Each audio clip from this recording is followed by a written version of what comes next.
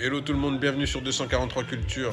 Petit débrief du film Rumba Royale que j'ai eu l'occasion d'aller voir en avant-première à Bruxelles. C'était le mercredi 10 ici, au Palais 12. Ici, le film se passe en 1959, à la veille de l'indépendance du Congo.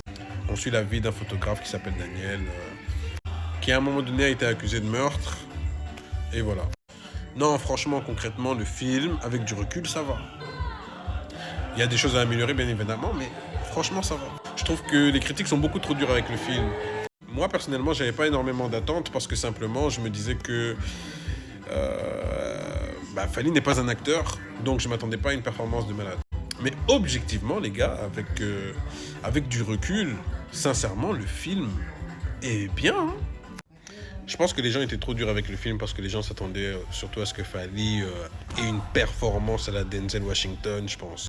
En fait, j'ai tellement l'habitude que les théâtres, ce soit... Bon, voilà, la qualité de nos théâtres, il faut dire la vérité, c'est pas ouf. Franchement, c'est pas ouf. Mais je m'attendais pas à aussi bien. Franchement, le film est bien.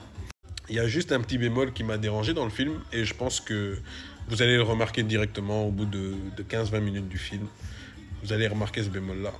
Et je pense que s'ils avaient rajouté ça, ça allait vraiment accentuer les jeux d'acteurs des gens.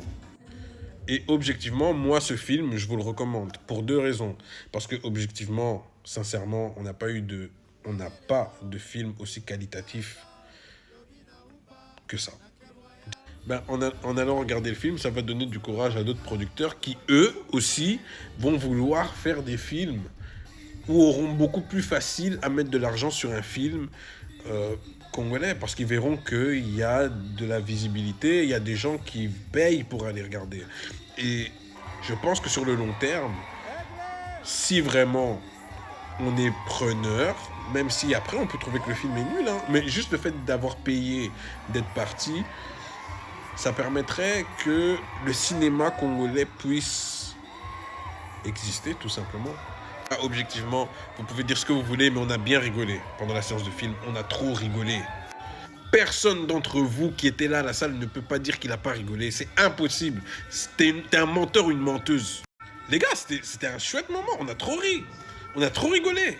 Oui, il y avait vraiment du suspense, il faut le dire aussi. Il y avait du suspense, il y avait des moments où on était choqués. Parce que c'était bien amené, en fait. Non, franchement, je vous le recommande.